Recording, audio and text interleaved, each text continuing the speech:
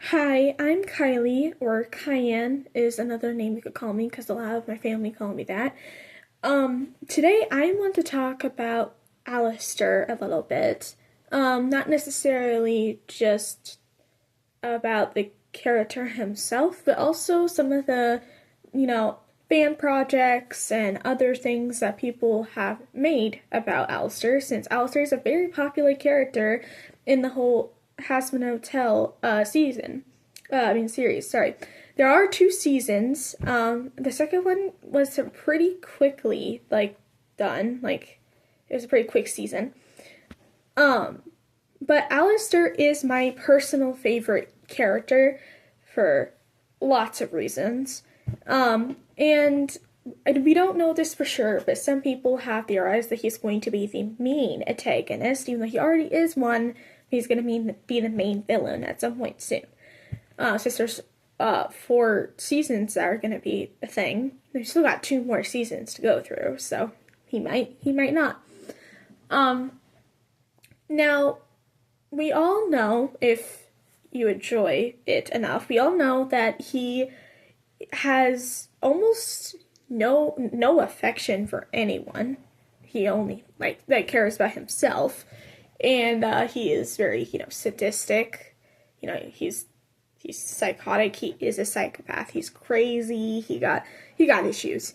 And that is a pretty obvious thing too, because he attacks a lot of characters. Specifically, at least in this season, he's attacked Fox quite a bit. In season 1, he did basically he was taunting him and mocking Fox, but he wasn't actually attacking him. But they did have a whole battle, well, 2 battles technically in season 2. And there's just a lot of backstory that we need to or want to know. We got some in our second season, not that much though. We only really got part of the backstory with how he became, under contractual obligation with Rosie, which that is good information that we got to find out.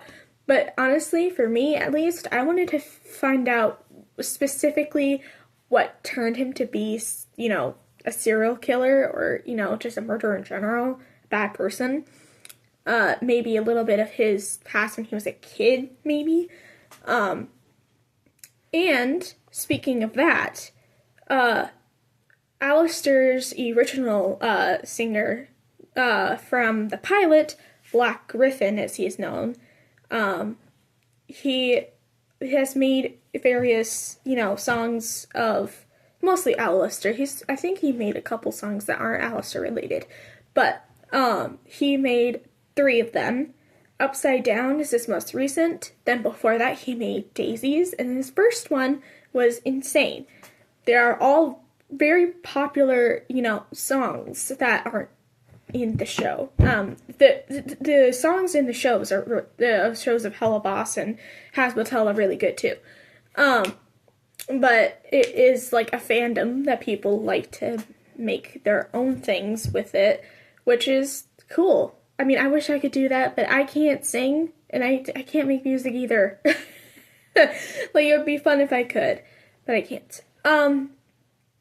And there's the newest one, Upside Down, which is supposed to be talking about his, childhood and, what his turning point was for him, being, a sweet child to a murderer. And here's a summary of the song in the video. Basically, as a kid, he was bullied by kids, and both kids and his father, who was an abusive drunk.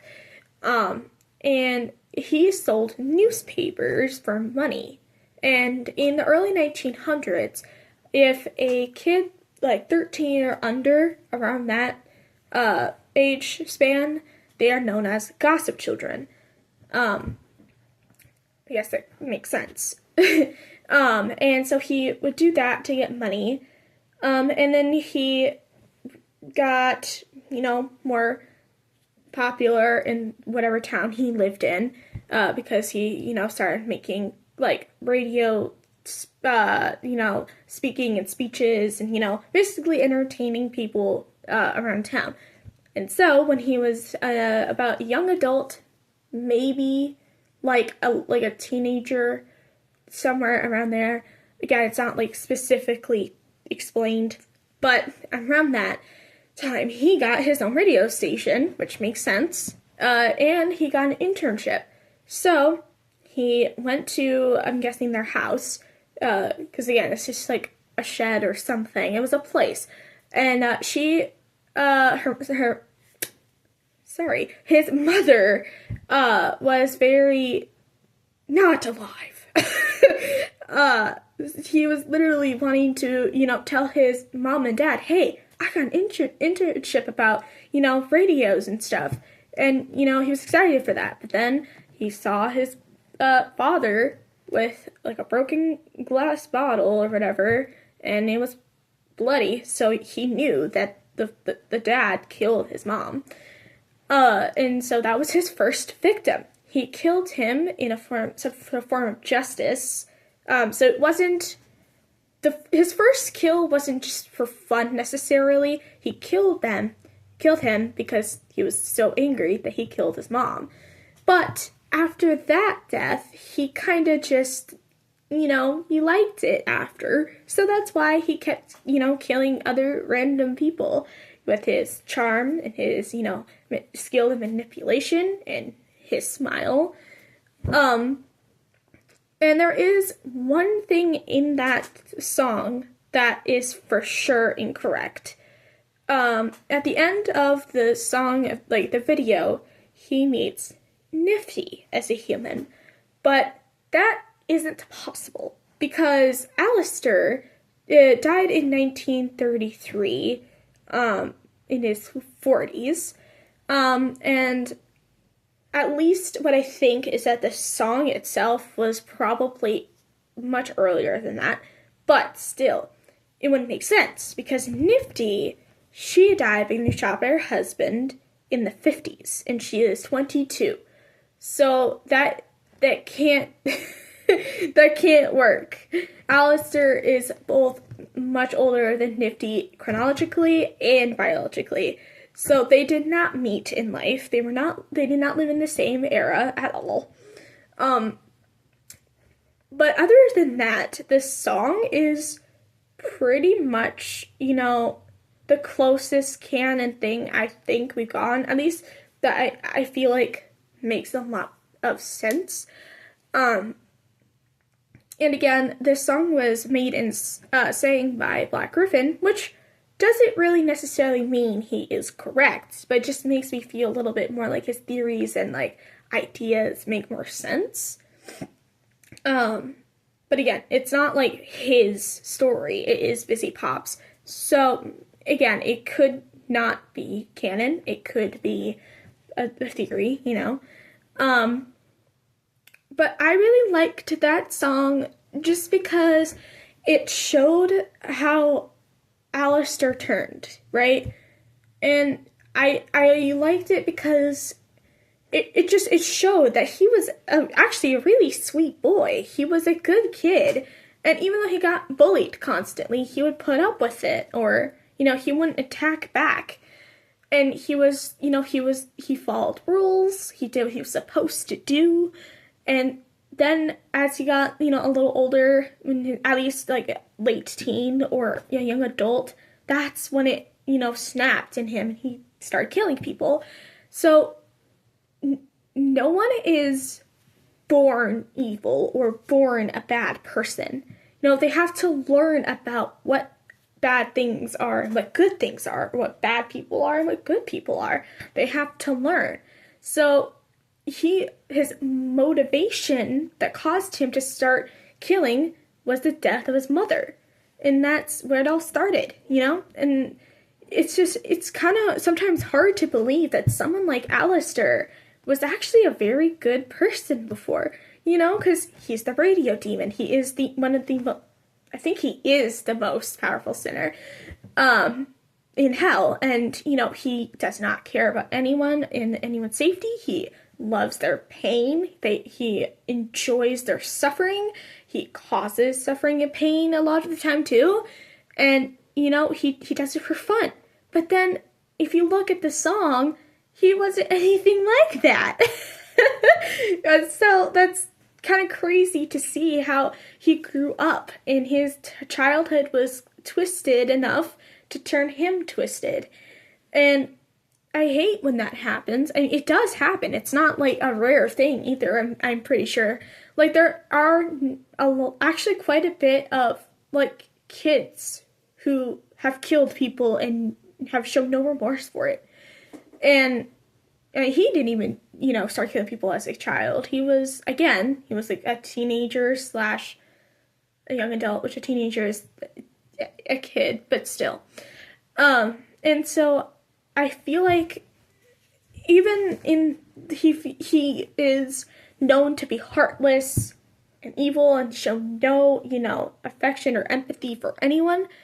I feel like he has something there that isn't as twisted and, sadistic as he always shows. And if someone even says Alastor or the radio demon, they get terrified because he wants his name to inspire fear around everyone.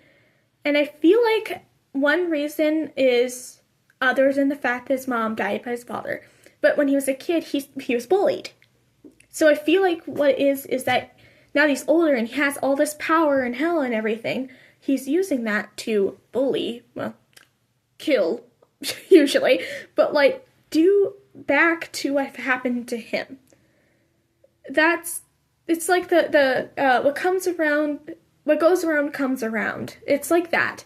Like, it's also like a cycle, this person was terrible to you, so now you're a terrible person to someone or someone's, and then it just keeps going in a circle, and that's just kind of how it is sometimes, and it's hard for someone to break that circle, but I just hope that happens somehow. And the other thing is, his mother was pretty much the only person in his life that he cared about, loved, and that his mother wasn't, mean or, abusive or harmful to him. She was very, inspirational, actually, because he's the reason that he always smiles. Or one of the reasons, anyway. There are probably way more reasons that he just never frowns. Like, if he's in his full demon form, he does have, like, stitches on the side of his mouth, so that means he's not able to frown. That could be part of it. But also, when his mom died, he promised both himself and his mother that he would always smile for her. His mother, oh my gosh, I don't know why I keep saying her, that's not right. But he does it for her, basically. Or that's part of it. But also, his smile also scares people. Like, I mean, that's fair. He's a creepy individual. And it is very hard to, see anything genuine coming from him. Because he doesn't want to be seen as vulnerable. Because he wants to keep the power and the control he has. He doesn't want to lose it. He doesn't want to become like a regular, like, not necessarily a regular sinner, but a sinner that's less powerful. And apparently, when he gets drunk, he gets, super emotional, which is also not that big a deal, honestly, or not a surprise either, because that's like a thing for a lot of people to get drunk. You get like emotional. Sometimes you get like, I don't know, too tired to do anything. It's different for other people, but for him, when he gets drunk, there's jazz music in the background, and he has some rye.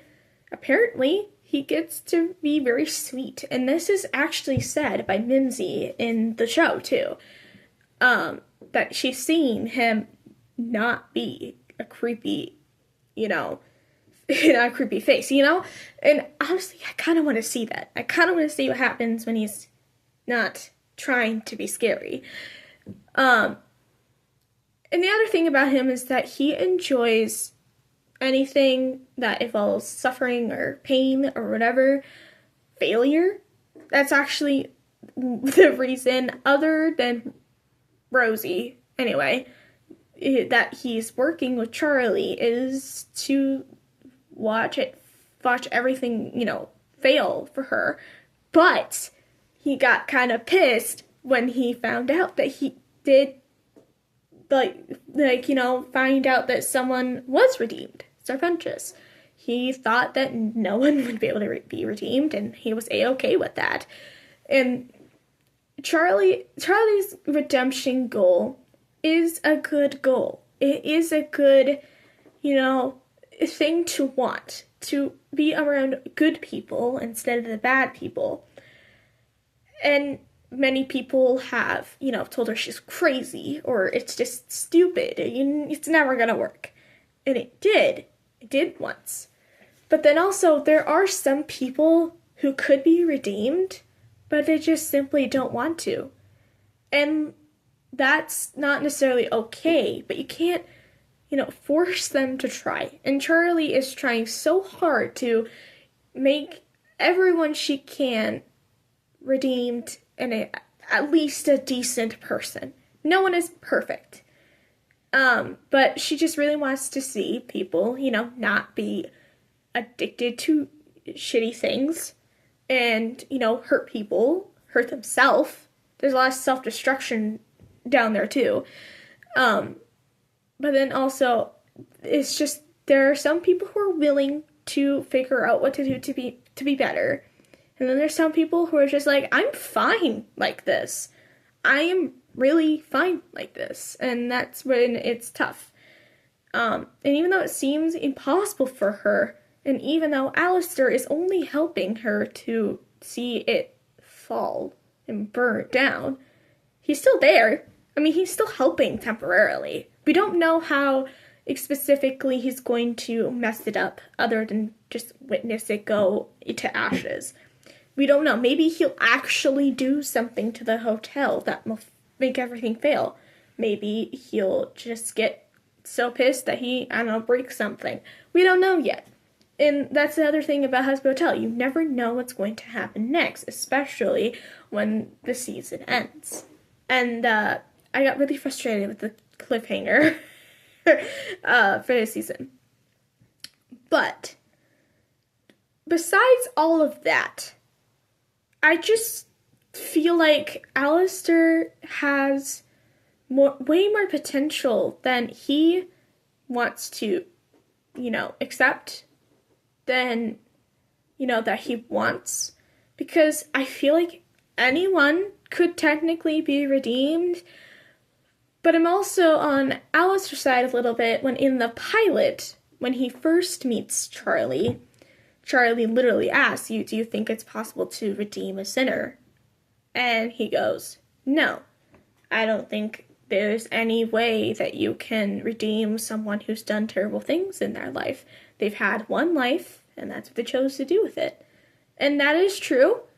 Like, it is different, like Serpentius, where Serpentius witnessed murders, but he didn't actually murder anyone. He didn't, do anything to himself or others, really, and he was much more purer than other sinners. He wasn't completely pure, right? He wasn't cleansed or anything, but he wasn't terrible of a person either.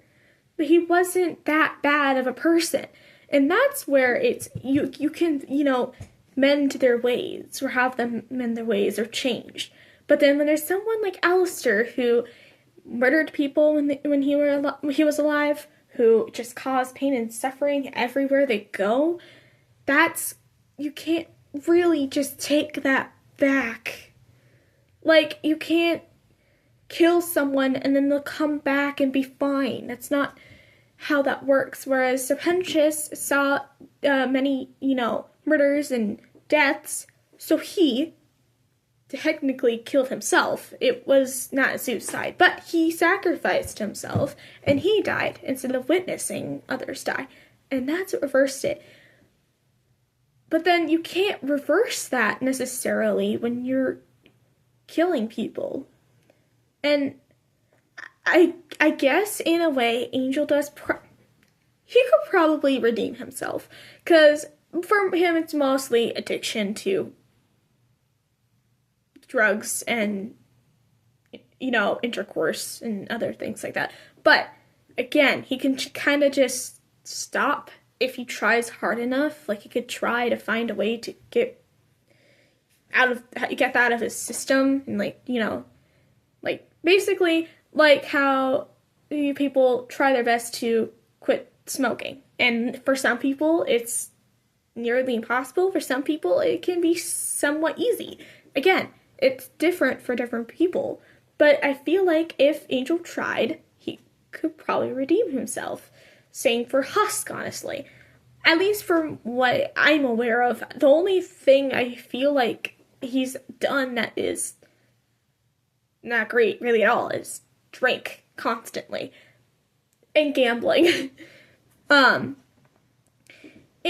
that is the other thing I don't understand, is that when that scene when he goes back to the casino after however long before he, you know, was bound to Alastor, and he starts, you know, gambling and, you know, doing all that crazy stuff that, you know, you shouldn't do.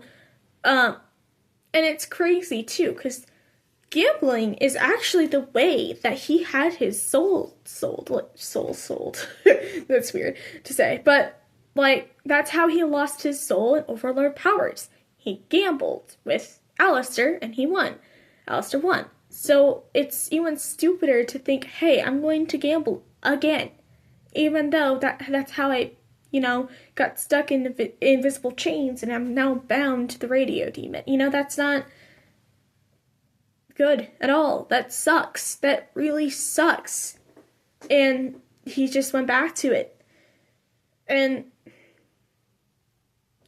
I really hope that, I mean, obviously, I hope that both Husk and Angel Dust get free, like, get out of their grip. Angel Dust gets free from Val, and Husk gets free from Alastor.